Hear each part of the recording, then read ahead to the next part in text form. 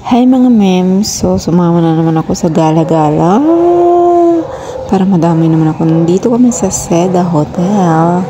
Ayun guys, dalawang kama yan dahil sa akin ang isa. Kasama ko yung tabasing-sing kong alaga. Ayan. Ang ganda dito guys kasi yun, makikita mo ang tanawin talaga. Makikita mo ang labasan. Yan. Nandito kami sa tapat ng yan sa solar, tapat ng solar yan guys. And then may swimming pool sa baba kung gusto mong mag-swimming, pero super lamig yung tubig din kasi syempre bago ko i-voice over to nakapag-swimming na ako. Ayan, ang lamig dyan, nanginginig pa nga ako nung naligo ako dyan. Ayan, ang taas no, diba? Pak, ganun. So, malalaking building talaga to. First time ko dito, guys. And, yan. Gustong-gusto ko nang mag-swimming that time. Yan. May playground din sila dyan. Doon sa may bandang dulo, guys. Is maliit na playground para kapag nabuboard ang mga bata, ibaba nyo na yan. Yan. Yan o. Landmark, guys. Bandang tren. Yan, tren.